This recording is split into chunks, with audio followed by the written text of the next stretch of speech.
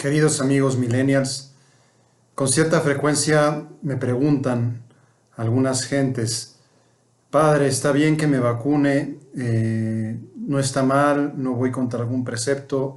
¿No es peligroso? Hay algunos aspectos técnicos que pues yo obviamente no los puedo aclarar porque no soy médico y solo un médico, un epidemiólogo podría decirlos con precisión. Sin embargo, me llama la atención que pues, es un movimiento creciente, el movimiento antivacunas. En los Estados Unidos, por ejemplo, en algunos de los estados del sur, se ha reducido a la mitad del ritmo de vacunación, hasta el punto de que la meta que se había propuesto el presidente Biden para el 4 de julio, aniversario de la independencia de Estados Unidos, pues no se consiguió. ¿Por qué? Pues porque muchos estados del sur redujeron, repito, a la mitad la velocidad en la que iban vacunando personas y paralelamente y lógicamente también se fueron multiplicando por dos los casos de COVID positivos, también por la nueva aparición de la nueva cepa, la versión Delta del virus COVID. Entonces, claro, eran estados que reducían a la mitad las vacunas porque la gente no se quería vacunar y los contagios se multiplicaban por dos. Había como una correlación como muy directa, ¿no? Ahora, lo realmente llamativo, lo que es poderosamente llamativo, es que esa mentalidad antivacuna es estadísticamente representativa. Es decir, repito, Estados Unidos no alcanzó la meta de vacunación que se había propuesto para el 4 de julio.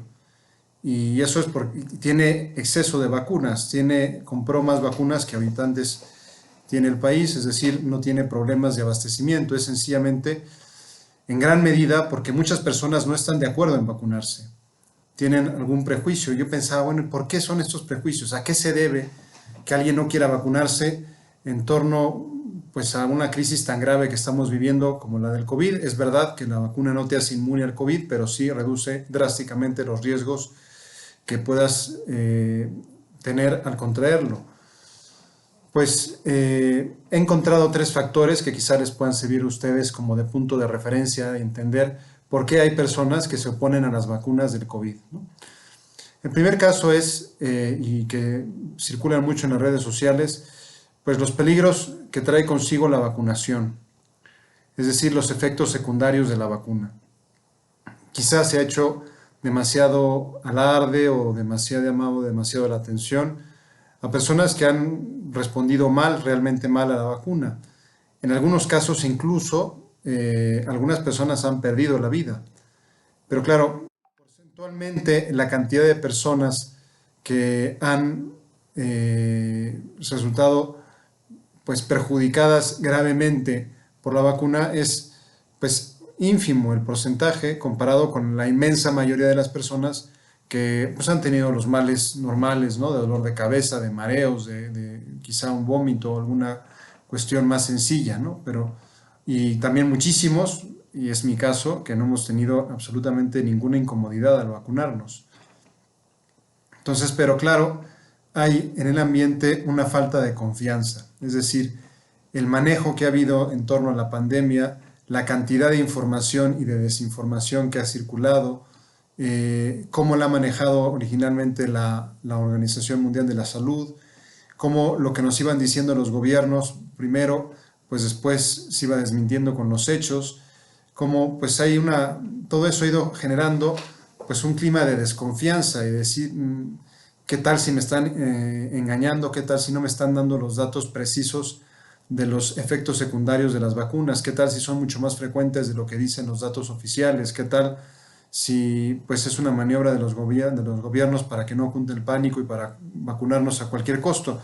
Es decir, hay desconfianza. Me parece que la nota característica común es desconfianza en las instituciones, desconfianza en los gobiernos, desconfianza en los políticos, desconfianza en las autoridades sanitarias por cómo se ha manejado la pandemia. Y eso se manifiesta en que muchas personas no quieren vacunarse, repito, por temor a los peligros secundarios, a los efectos secundarios de la vacuna.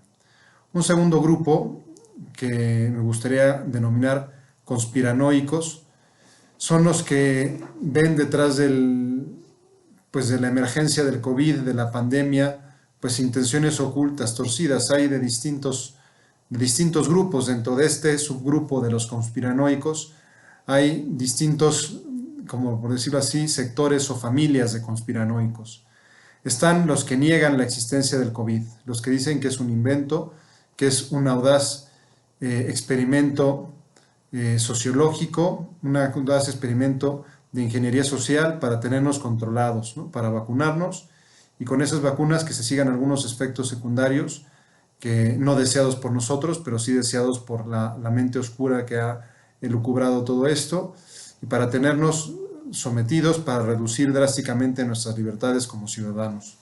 Entonces algunos son negacionistas, o sea, niegan que existe el COVID.